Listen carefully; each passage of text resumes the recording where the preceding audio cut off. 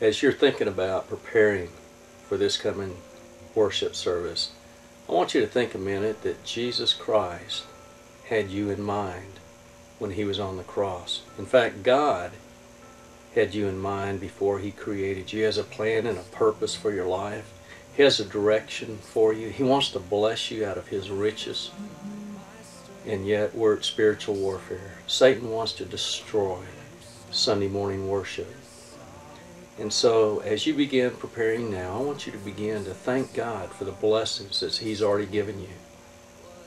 He has loved you with an everlasting love. He has provided eternity for us.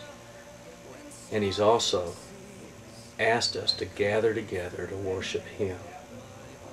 So begin thinking now of how God has blessed you.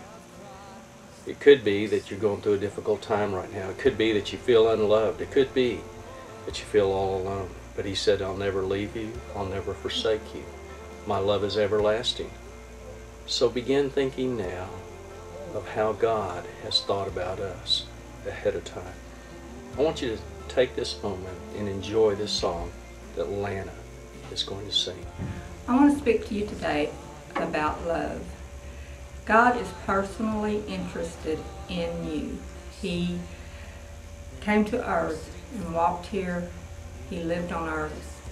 He performed miracles. He healed the sick. He raised the dead. He was there he performed all sorts of miracles to keep us alive. In order to do that, he died on the cross. He shed his blood.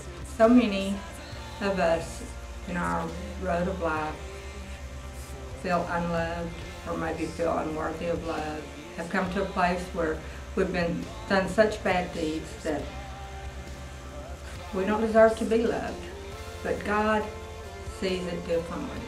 No matter where you are in your life, no matter what you've done, the wrongs you may have done the night before or last week or when you were a teenager, God forgives us. All we have to do is come to him and say, Lord, forgive me of my sins. Invite him to come and live in your heart. Be Lord of your life. There's just so many things that God allows to happen in our lives that he shows us his love by always being there. He never leaves us. He never forsakes us.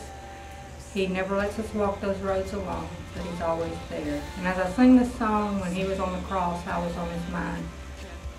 Put yourself there, because he did do this because he loves us and he gave his life for our sins.